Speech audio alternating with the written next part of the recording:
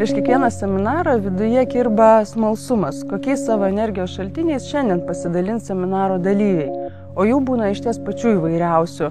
Vienas savo energiją atranda skaitydamas vaikystės knygas, kitas, pavyzdžiui, duodamas kraujo. Turbūt labiausiai mane nustebinęs energijos šaltinis įvardintas dalyvio buvo šiukšlių rūšiavimas. Ir kai pagalvoju, kodėlgi ne. Pats tikriausias mano energijos šaltinis yra baletas. Jį lankiau paauglystėje, prie jo grįžau prieš 5 metų ir manau, kad tai matosi ir mano darbe, pradedant nuo stovėsenos ir baigiant idėjomis, kurios kyla seminarams.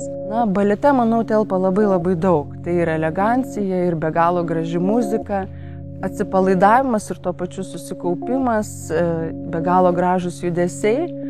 Tiesą pasakius, per baleto pamokas, kai girdžiu, kai sako, nekapokit kaip kokie kareiviai, suprantu, kad tai yra skirta man.